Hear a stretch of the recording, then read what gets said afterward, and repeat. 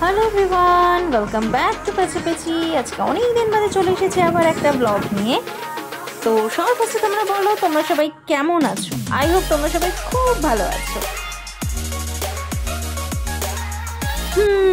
আজকের ব্লগটা কিন্তু আর পাঁচটা ব্লগের মতন নয়, বলতে পারো এটা আমার কাছে একটা মেমোরি প্রিজার্ভ করার মতন। তোমরা হয়তো দেখে বুঝতেই পারছো এটা কি। এটা হচ্ছে আমার বেবি শাওয়ার 9 মান্থসের, আর তাই এই দিনটা আমার কাছে খুবই স্পেশাল একটা দিন ছিল।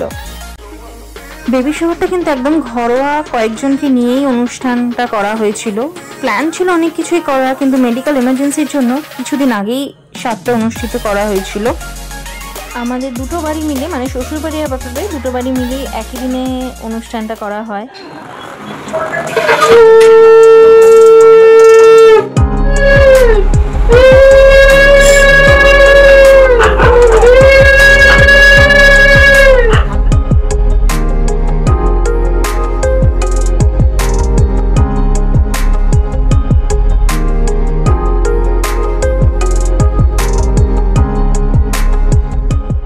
আমাদের মেয়েদের লাইফে যে দিনগুলো খুবই স্পেশাল থাকে, যেমন ধরো বিয়ে বা কোনো কিছু এরকম টাইপের, তার মধ্যে কিন্তু সেই রকমই একটা স্পেশাল দিন কিন্তু আমাদের হচ্ছে এই 5 মাস 7 মাস বা 9 মাসের যে 7টা।